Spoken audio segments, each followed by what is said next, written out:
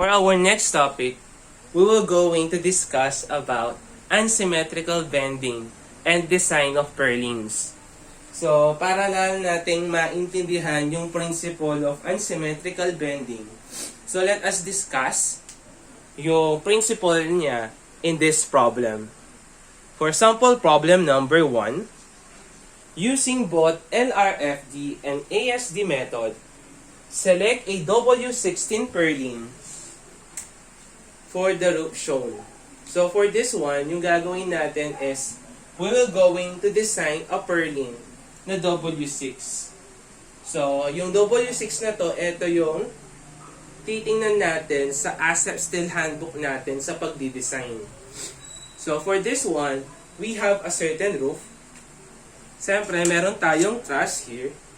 So, mangyayari is, so meron tayong bubong.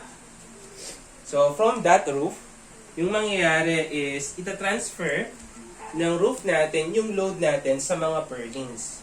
So, for this one, let us consider a certain truss.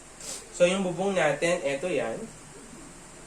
So, between the truss and the roof, nandun yung mga purlins natin. So, yun yung i-design natin, yung mga purlin ang gagamitin natin. So, usually kasi yung mga purlins natin, that is C-section. Pero for this problem, yung gagamitin nating mga purlins is a W-section o yung tinatawag nating mga I-beam. So, let's sabihin natin, ito yung mga purlins natin. So, yung laging muna natin yung mga purlins natin dun sa isang side, same with the other side. The trusses are 18 feet, 6 inches on center. So, yung mga distances ng mga trusses natin. So, meron tayong 18 feet, 6 inches. So, mamaya, ito yung gagamitin natin. So, we have a series of trusses. So, may mga series of trusses tayo sa mga bahay. Ayan. So, yung distances between these trusses, ito yung tinatawag nating 18 feet, 6 inches. And yung usually kino-consider natin sa mga trusses natin, yung mga intermediate trusses natin. Kasi, from these three trusses, meron tayo sa outer, tapos meron tayo sabihin natin, tatlo lang yung truss natin sa isang bahay. So let's say for instance, meron tayong outer truss, tapos meron tayong inner truss. So yung consider natin sa pagdi-design lagi is yung mga nasa gitnang mga trusses. Kasi yung gagawin ng mga nasa gitnang trusses, so let's say yung valent niya, that is L. So yung gagawin kasi nito is yung i-cover niya or yung mga magta-transfer sa kanyang load is yung L over 2, kalahati. Kasi yung kalahati mapupunta dito sa outer truss natin. And next naman is yung mga loads natin, paghahatian niya ng intermediate truss natin at saka yung outer truss natin. So usually yung kino-consider natin, so we have L over 2 plus L over 2, so we have L. So usually yung mga dinidesign nating trusses is yung nasa gitna. And siyempre, you are designing a truss, so yung mangyayari is dapat pare-parehas yung mga design ng trusses natin as much as possible. So, ganun lang naman yung principle natin. And sagrads are used at the midpoints between trusses. Doon sa mga module natin, so, nagkakaiba tayo ng mga moments kapag meron tayong mga sagrads. So, for this one, yung mangyayari kasi, we are using mga sagrads. So, yung mga sagrads na to, nakikita sila sa mga purlins natin for stability purpose. So, nangyayari is, let's say, so, nilalagay natin sila dito sa mga along the web ng mga purlins natin for stability.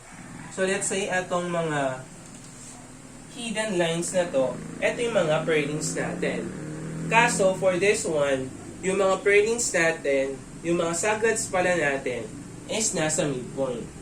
So mamaya, magkakaroon yan ng effect sa pagkuha ng mga moments natin. Full lateral support is assumed to be supplied from the roof. Use A50 steel. So instead na A36 yung gagamitin natin, we will going to use A50 steel. So para makuha natin yung Fy, so all we need to do is we will going to multiply 50 to 6.9. So 50 times 6.9, so you will have 345 megapascal.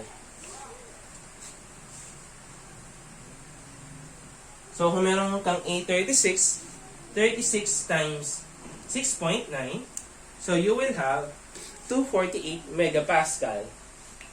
So siyempre, meron tayong mga expected loads dito. So first of all, so yung roof live load natin, so we have given a 1.44 kilopascal. And yung bigat mismo ng roofing natin, o yung bigat ng yero natin, or kahit na ano yung roofing material mo, so in this problem, it is given as 0.28 kilopascal. And siyempre, we're going to estimate yung weight ng parlina natin, which is equal to 0.144 kilopascal. And siyempre, meron tayong wind pressure. So usually yung wind pressure natin, that is always acting perpendicular to the roof surface, which has a value of 0.72 kilopascal for this problem. Kasi yung ginagawa lang naman ng mga wind loads natin, that is always, so pag ganito lag kasi yung wind loads natin So yan yung mga wind loads natin. So yung ginagawa ng wind loads natin, as much as possible, so let's consider a certain frame. So as much as possible, yung ginagawa niya is, it is acting perpendicular to the member. So mangyayari niyan is, let's say, so kung i-apply natin tong wind load natin, so let's say that has a value of W. So mangyayari niyan is, it will going to apply this way. Ayan. So that is always acting perpendicular sa mga members natin. So this is perpendicular, tapos meron din tayo dito perpendicular. Ayan. So ganito yung structure niya, which was discussed sa theory of structures. So yung tendency is, sa mga winds natin, meron tayong windward, and then meron din tayong leeward o yung suction na tinatawag natin. So for this one, gagawin kasi ng wind natin, so it will enter dun sa structure natin, papasok siya, and then lalabas siya. Pasok, and then labas. So for this one, yung ginagawa natin kasi, we have a given wind pressure. So yung wind pressure natin, para mag-act siya perpendicular dun sa roof natin, meron tayong minumultiply sa kanya na coefficient factor. But for this one, since sinabi sa problem na perpendicular na kaagad itong 0.72 kPa dun sa roof surface, we don't need to calculate for the value of your coefficient factor. So for this one, let's remain it as it is. So next, so we will going to use LRFD and the load condition. So balikan lang natin, no, kapag sinabi nating LRFD, yung mga loads natin, it is always factored. So meaning to say, no, laging naka-ultimate yung mga loads natin. So when we are talking naman sa ASD, load condition lang tayo. Or we are referring to sa mga working loads natin or sa mga service loads natin na gagamitin natin sila as it is. So, wala tayong mga factors na imumultiply sa kanila, unlike sa LRFD. So, meron tayong 1.2 sa DL, 1.6 sa LR, and 0.5 naman sa wind. So, we are now, mangyayari niyan is, we're going to solve first this problem using LRFD. So, since LRFD yung approach natin, so yung gagamitin natin is etong factored load condition natin. So, for this one, so mangyayari niyan is, let us assume na yung mga loadings natin, it is acting on the centroid of our purlin. So, sir, so yung i-consider muna natin dito is kung ano yung purlin na dapat nating i-consider. Same with the trusses, siyempre yung kino-consider natin yung mga intermediate purlin natin. Bakit ba nangyayari yon? So, let's say, no, we have a certain truss, tapos yung nasa taas niya, yun yung mga bubong. So, gagawin natin is, yung bubong na nakaslant na to, so, isa-separate natin siya sa truss. So, kung titingnan natin siya sa side na to, eto yung makikita natin. Wherein, for this one, makikita natin yung bay length natin, which is equal to L. And then, yung mga nasa connections natin na to, kung titingnan natin siya sa top view, along this side, so, eto yung mga purlins natin. Purlins. Same with sa mga baba natin. Eto yung mga purlin na natin. So, for this one, yung gagawin kasi ng mga purlins natin, so, kung consider natin etong sa outer part, so, yung gagawin niya is, etong kalahati na to, eto lang yung dadalhin niya. Okay? So, for this one, so when we are talking about etong sa mga distances between purlins, eto yung tinatawag natin mga spacing ng purlins natin. So, meron yang mga uniform spacing. And for this problem, so it is given as yung mga spacing natin na 4 feet 5 inches on center. So, gagawin niya ng outer ng purlin natin. So, it will carry yung kalahati. And yung kalahati naman, eto yung sa susunod na purlin. Same with the other purlin. So, yung gagawin niyan is paghahatiin nila yung mga loads natin dito. So, for this one, mapupunta dyan yan. And then, yung sa susunod naman is mapupunta doon. So, usually, yung mga kino-consider natin, yung mga intermediate purlin natin. So, yung mga distances between purlin, ito yung mga tinatawag nating spacing. So, for this one, kung i-consider natin yung outer part ng purlin, yung madadala lang naman yan is yung S over 2 o yung kalahati lang.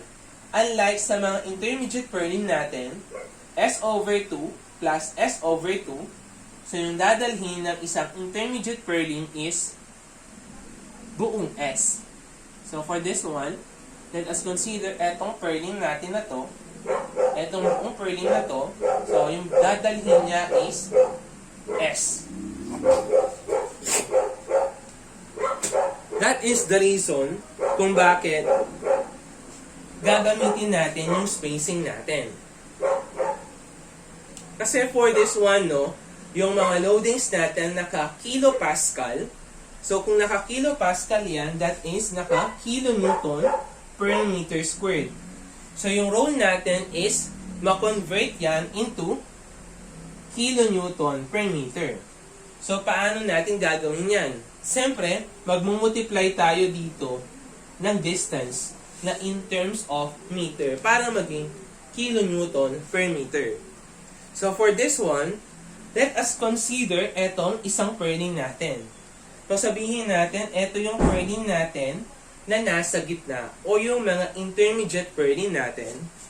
So, obviously, it will carry So, siyempre, it will carry. So, it will carry S over 2 sa kabila. S over 2 sa kabila. So, may S over 2 tayo dito. S over 2. So, yung total na i-carry niya, same with here, is a total of S. So, it will carry yung S natin. So, for this one, meron tayong nakapatong dito na roofing. And yung S na yun, yung dadalhin niya para maging kilonewton per meter yung dinadala niyang loads. So, paano ba nangyayari etong unsymmetrical bending natin? So, nangyayari yung unsymmetrical bending natin lalong-lalo na sa mga purlins natin. Kasi yung mangyayari dito, yung mga loadings na dadalhin ng purlin natin is what we call mga gravity loads. So, kapag sinabi natin gravity, siyempre from the word sa gravity, dire-diretso lang yan papunta sa baba. So, meaning to say, dahil nga yung mga loadings natin, pababa lahat, tapos yung mga purlin natin is naka-incline, so mangyayari niyan is,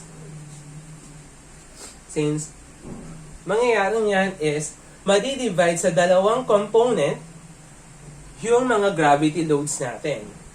So, kung tatandaan natin, di ba, kung eto yung mga ano natin, so kung nakaslant yung mga forces natin, so nangyayari is, dinidivide natin yan sa dalawa. Kino-component natin siya. That's why, nagkakaroon tayo ng unsymmetrical bending. So, paliwanag pa natin, no? So, for this one, with respect dito sa W section natin, meron niyang axis. So, una is, nandito tayo sa x-axis natin, along x, tapos meron tayo dito along y natin. So, for this one, let us assume na lahat ng mga loadings natin, lahat ng mga dead loads natin, lahat ng mga loadings natin, except sa wind pressure, it will act on the centroid of our purlin. So, for this problem, let us assume na yung mga loadings natin, except sa wind pressure, it will act on the centroid of our purlin. Kasi, yung usually kasi nag-a-act sa centroid ng mga bodies natin, etong mga weight mismo. But for this one, i-consider natin na lahat ng mga loadings natin, except sa wind pressure, it will act on the centroid. So, unahin muna natin yung weight ng purlin natin. Siyempre, it will act on the centroid. So, downward kasi nga gravity load. Weight ng purlin natin, sabihin natin W sub P. And next naman is yung weight ng roofing natin. So, it will act on the centroid. Siyempre, that is W sub R naman, kasi roofing naman. So, susunod naman is yung weight naman ng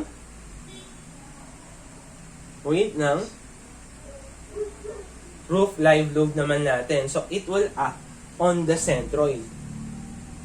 And lastly naman, etong sa wind pressure natin, sinabi niya dito, perpendicular to the roof surface.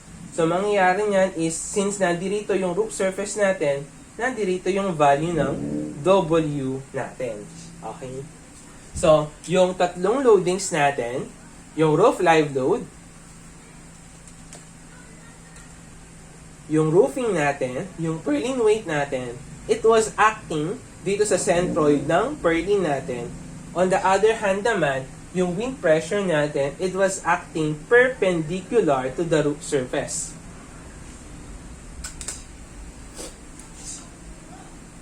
So, for that one, no, so,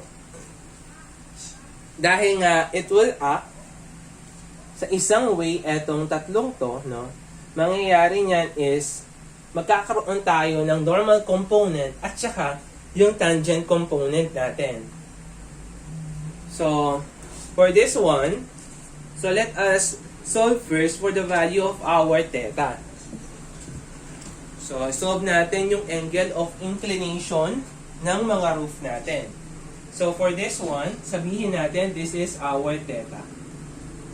So para mahanap natin yung theta natin, so that is opposite over adjacent.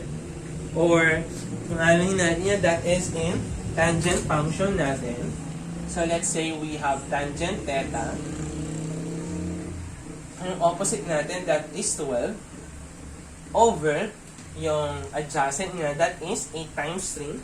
So you will have 24. So the value of your theta is now equal to 26.5651 degrees.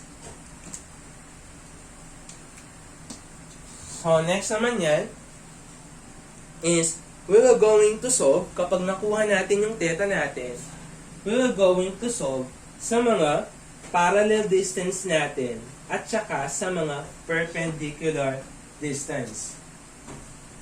So for this one, so when we are talking about parallel and perpendicular distance, so yung mga tinutukoy natin dito is yung mga parallel sa mga loadings natin. So for this one, yung mga purlin natin naka-incline yan at a certain degree at a certain angle of theta. So meron tayo ditong angle which is equal to, so yung angle natin dyan, that is equal to theta. So yung mga loadings natin na gravity loads, diretso pababa yan. So eto yung mga gravity loads natin. Siyempre yung mga gravity loads natin, magbubuo tayo dyan ng triangle. Ayan. So we will form a triangle here. So etong distance na to, na parallel sa mga gravity loads natin, ito yung tinatawag natin parallel distance. So for this, let's say na that is variable y. And yung distance naman na perpendicular sa gravity load natin, ito yung tinatawag nating perpendicular distance, say variable x. So dahil nga yung nangyari is yung purlin natin, so yung purlin natin is naka-incline. So naka-incline yung purlin natin. And then, may mga gravity loads na tayo. Ito yung mga gravity loads natin. And then yung axis ng purlin natin is nandito. So mangyayari niyan is yung gravity loads natin, it will be divided into two components. Kasi naka-incline nga siya, di ba? So eto yan. Ito yung patungan niya. Tapos ito yung theta natin. So for this one, magdi-divide to sa dalawa. So yung una natin is the normal component. And susunod naman is the tangential component or yung tangential natin. So magdi-divide siya sa dalawa. Tapos yung angle neto with respect to the normal is eto naman yung theta natin. So dahil nga naka-incline yung purlin natin, so magkakaroon tayo ng dalawang bending.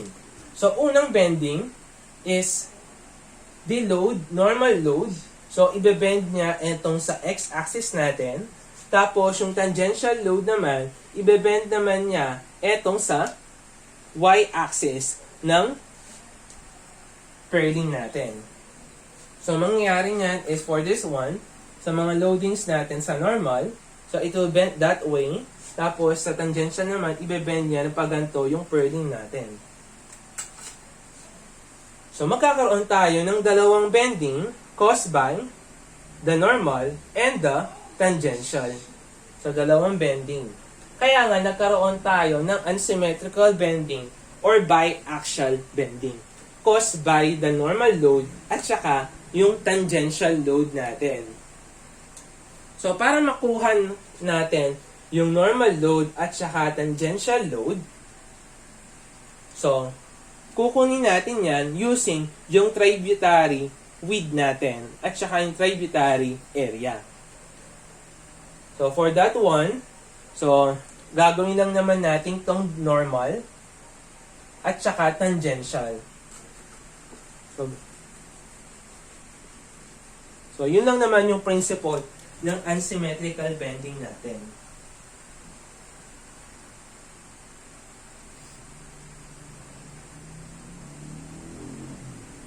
So, gagawin kasi natin is kukunin natin yung value ng WU natin.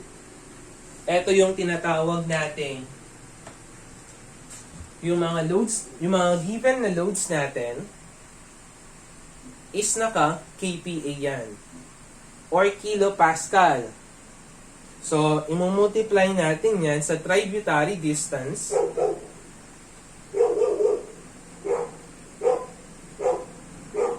Tributary distance in meter para maging kilonewton per meter. So, for this one, using LRFD, gamitin muna natin yung LRFD natin. So, kunin muna natin etong sa normal component natin. So, for this one, yung normal component natin, etong part na yan. So, that is yung WU X. Sabihin natin yung X na to, eto yung normal component natin acting on this way. And yung WY naman natin, dito naman siya nag-a-act. So, yung WU sub X muna yung gagamitin natin using LRFD. So, unahin muna natin yung dead loads natin. So, for this one, we have 1.2 multiplied by the dead loads. So, yung mga dead loads natin dito, ito yung sa roofing at saka sa purlin weight. So, we will have 0.288 plus etong sa purlin weight natin na 0.144 kPa. So, multiplied by the tributary distance. So, for this one, kapag kumukuha tayo ng mga normal component natin, which is WU sub X, so, yung minumultiply natin dito sa mga gravity loads natin is yung from the word itself, normal. So, yung pagmumultiply natin dyan, etong perpendicular distance natin, which is the value of X. Plus, etong sa roof live load natin, which is equal to 1.44 kPa multiplied by, so, yung mga loadings natin multiplied by the tributary distance. Since it is normal, kaya yung gagamitin natin is the perpendicular distance na X. Plus, etong sa wind pressure natin na 0.72 kPa. So, meron tayong 0.5 W or 0.5 multiplied by 0.72. So, for this one, sinabi dito, perpendicular to the roof surface. So, yung gagamitin natin dito is yung distance na perpendicular dito sa wind pressure natin. Since yung wind pressure natin, perpendicularly siya dun sa roof natin, so, yung gagamitin natin na distance, na tributary distance, yung perpendicular sa kanya. So, for this one, yung perpendicular sa kanya is etong spacing ng mga purlins natin. Wherein, yung spacing ng purlin natin, kung i-convert natin siya into meter, that is equal to 1.35 meter. So, that is equal to 1.35. Ayan.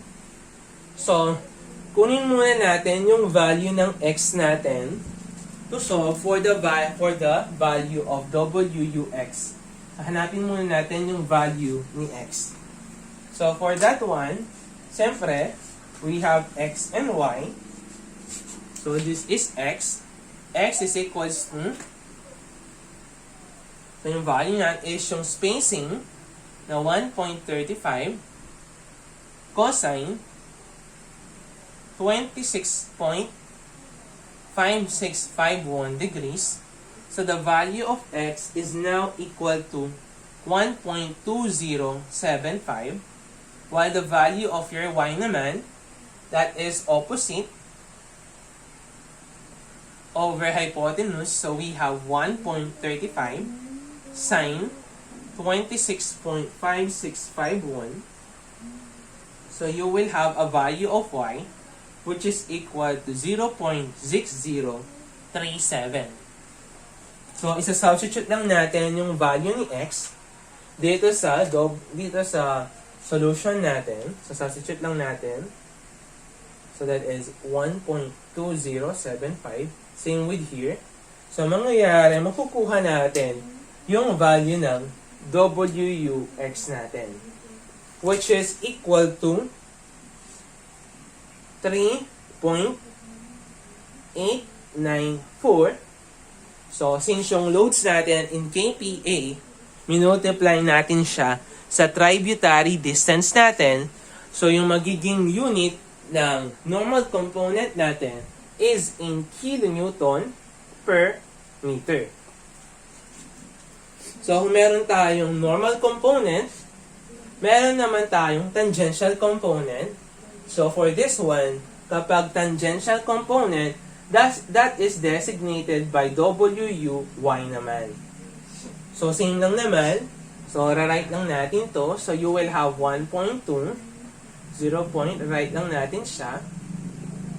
Kaso, yung mangyayari is, instead of x, yung y naman, o yung parallel distance natin. So, for this one, yung mga gravity loads natin, i-multiply natin siya sa distance na parallel sa kanya, which is equal to y plus 1.6. Rewrite lang natin. So, palitan lang natin yung x natin ng y.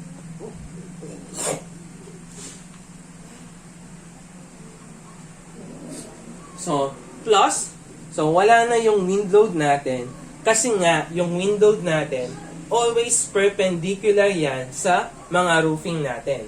So, wala tayong value ng roofing natin, ng wind pressure natin dito.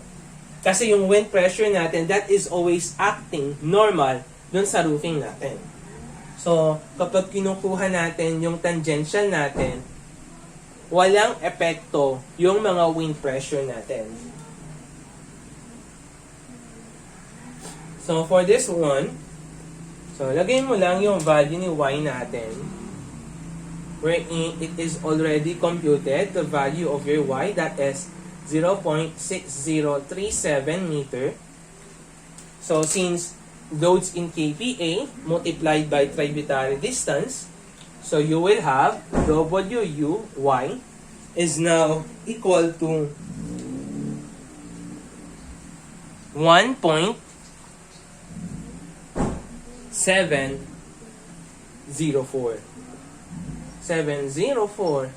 kilonewton per meter. So, sinob natin yung value ng WUX at saka WUY para makuha natin yung value ng mga moments natin. So, for this one, let us erase muna ito. So, we're going to figure out kung paano nag-a-act itong WUX natin at saka yung WUY natin para ma-visualize natin lalo kung ano yung nangyayari dun sa system natin. As a form of summary, ginawa lang natin is yung mga gravity loads natin kanina. So, meron tayong mga gravity loads natin dito. Ito yan. So, yung mga gravity loads natin. Since naka-incline yung Purlin natin, so, mangyayari niyan is magkakaroon tayo ng dalawa. Ito yung sa WUX natin o yung mga normal dito sa Purlin natin, and also etong sa WUY natin o yung tangential naman dito sa Purlin natin. So, ginawa natin yon para makuha natin yung value ng mga maximum moment natin. So, for this one, walang effect yung sagrage natin kapag kinukuha natin yung yung MUX natin or the ultimate moment natin o moment capacity along x-axis natin. So since we have a uniformly distributed load, so that is WUX L squared over 8. So you will have 3.894. Tapos yung L natin, so yung L na gagamitin natin dito is yung valent natin. So yung convert natin yung valent natin into meter. So etong 18 feet 6 inches natin, that is equal to 5.64 meter.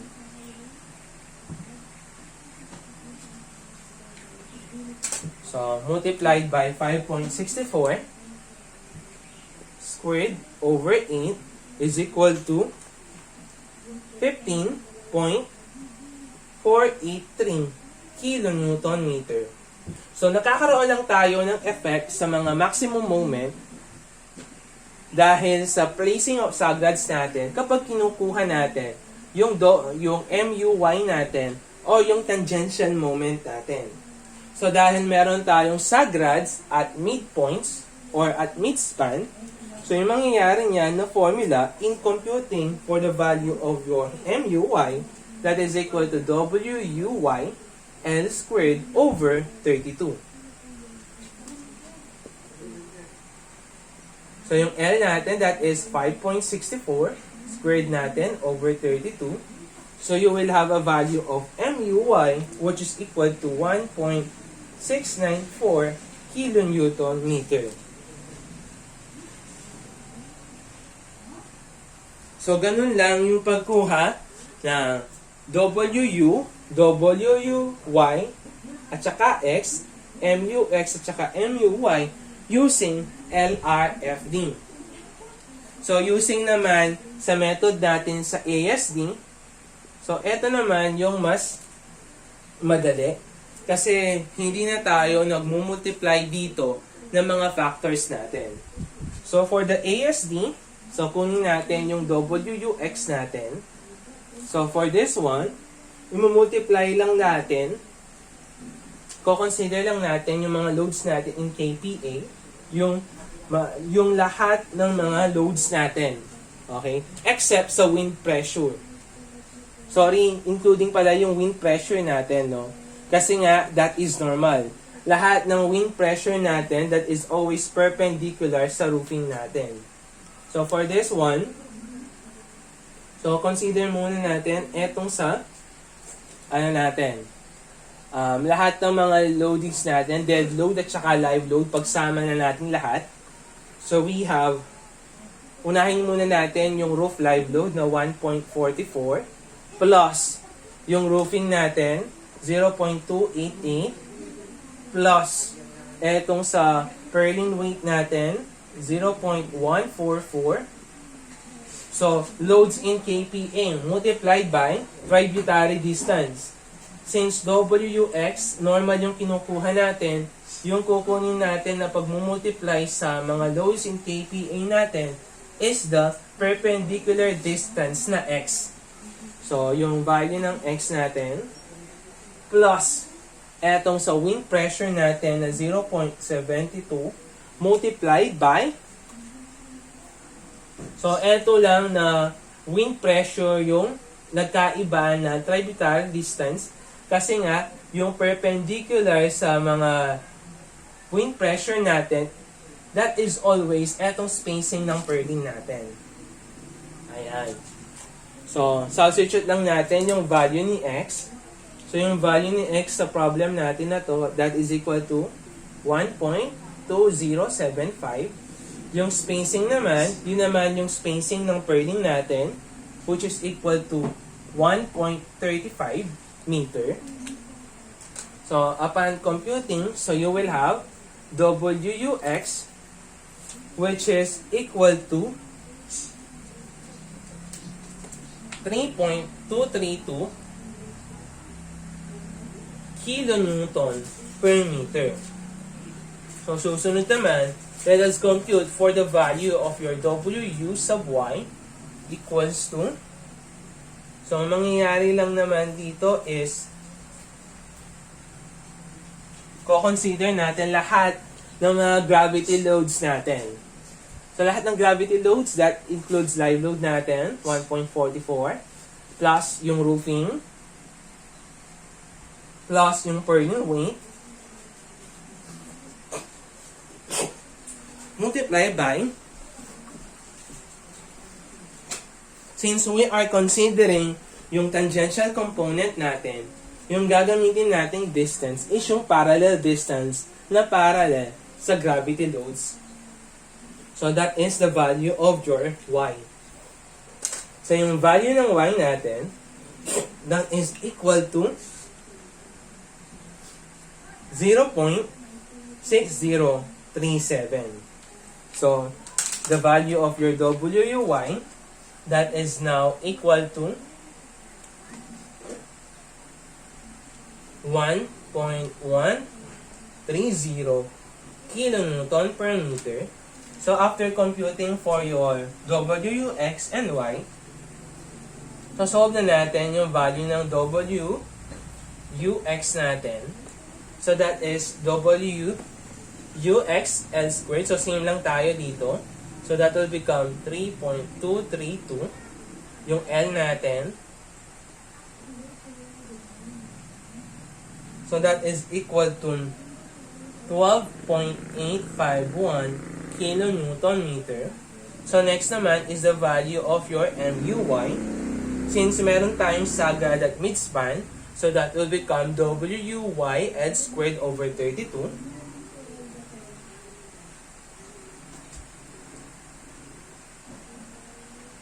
So WUY is equals to 1.123 kilonewton meter.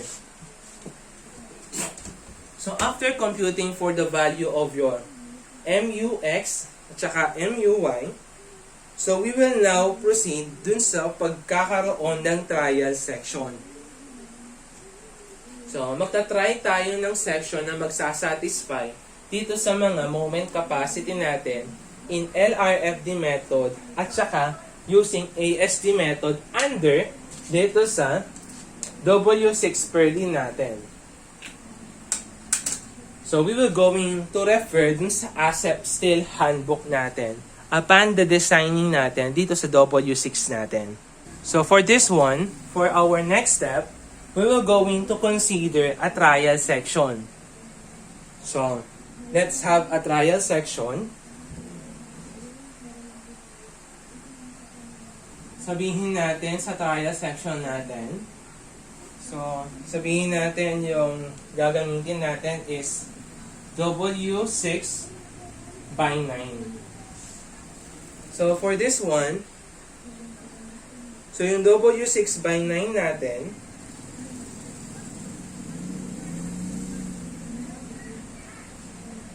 so using LRFD method,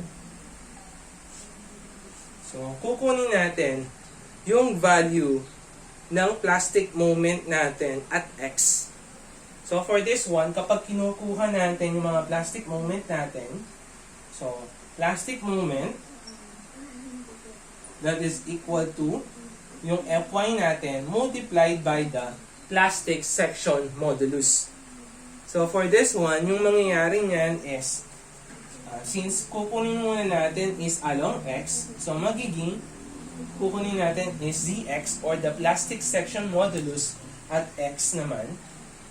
So, siyempre, we are LRFD, so meron tayong reduction factor na ginagamit.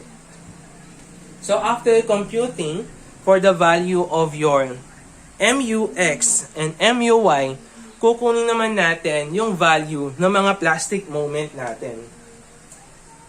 So, for this one, para makuha natin yung MPX, so yung value ng Fy natin, siyempre, that is 345 megapascal.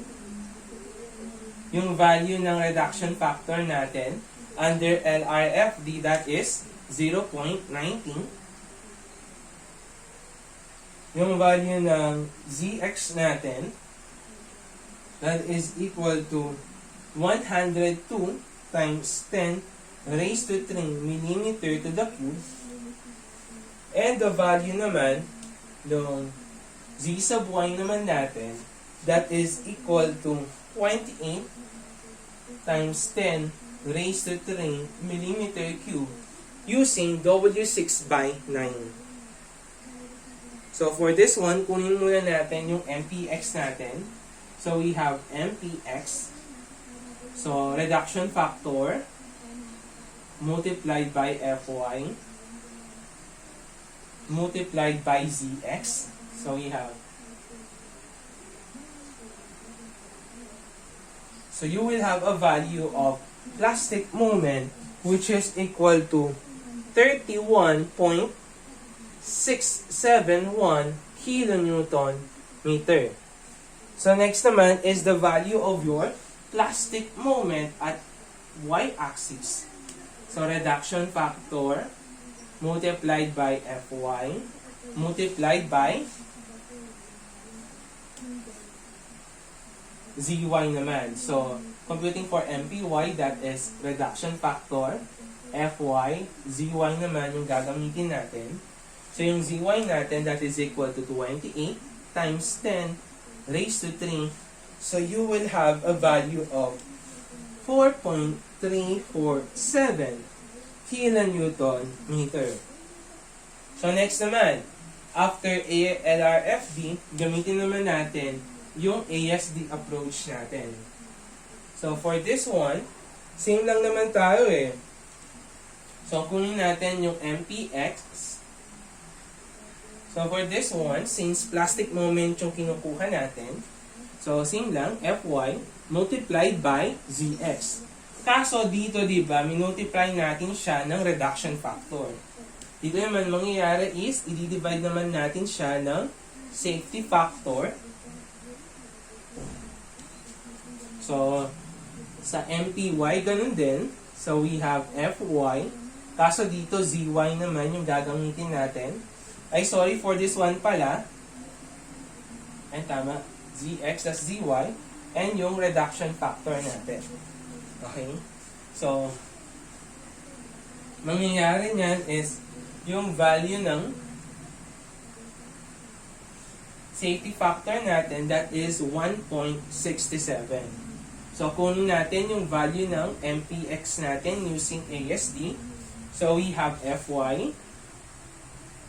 Yung Zx natin na 102 times 10 raised to 3. So, for this one pala, no, dito sa MPY natin, so, nakalimutan ko lang ilagay. Oh, goodness. I-mess ko lang ito.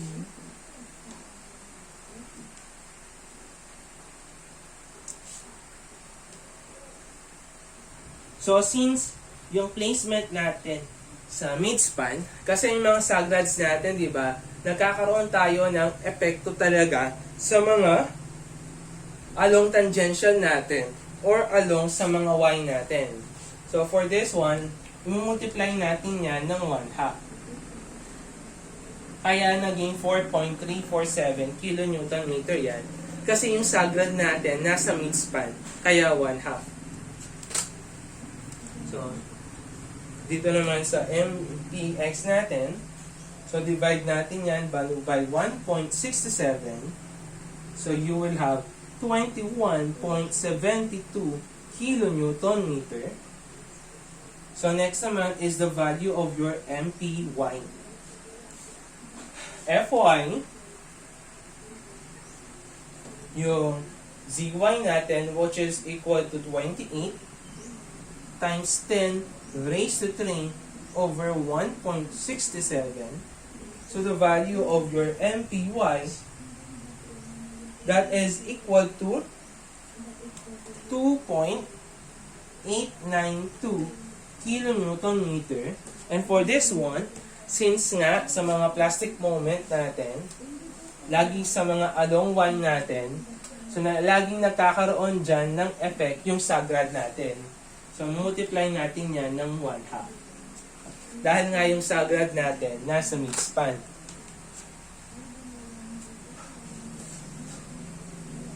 So, nakuha natin etong sa mga plastic moment natin.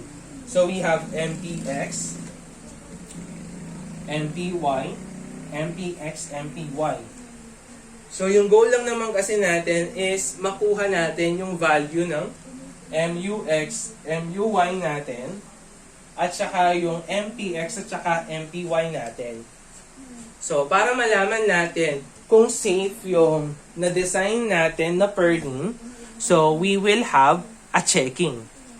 So, for that, no, dun sa mga checking na sinasabi natin, i-check natin yung adequacy natin using interaction value.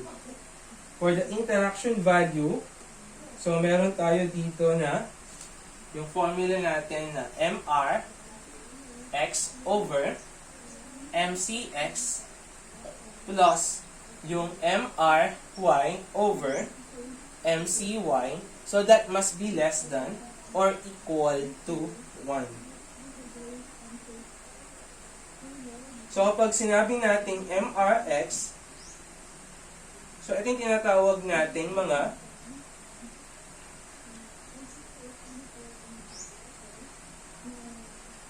ito yung mga nakuha natin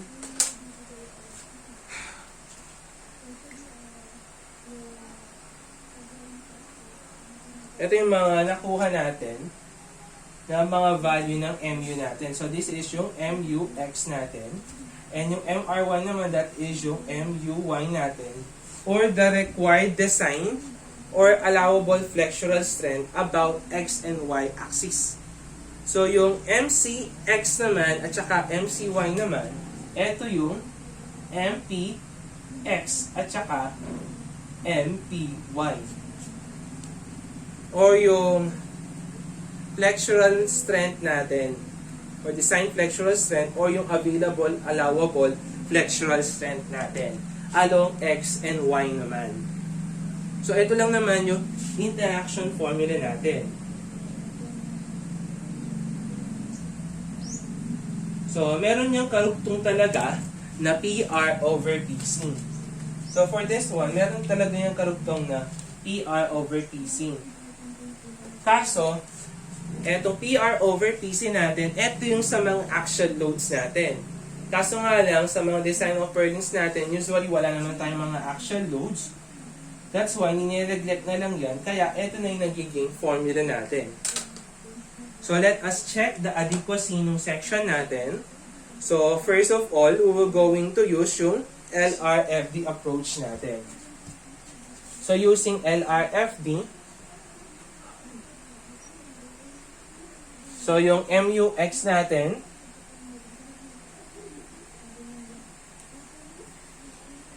so that is equal to MUX. Ito yan, LRF dito. So we have 15.483 over yung MPX natin na 31.617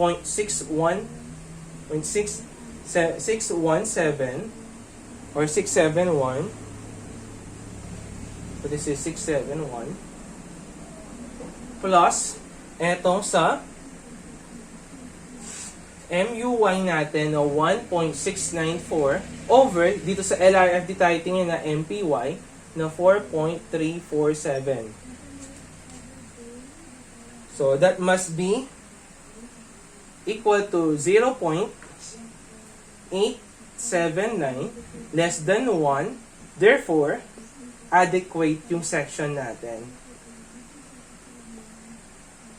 So next naman, using ASD naman tayo. So yung MUX natin, that is 12.851 over yung MPX natin na 21.72 plus etong MUY natin na 1.123 over yung MPY natin na 2.892. So you will have a value of 0.98 less than 1. Therefore, adequate yung section natin. So, since safe siya sa LRFD tsaka ASD, adopt natin yung nakuha nating design na W6/9.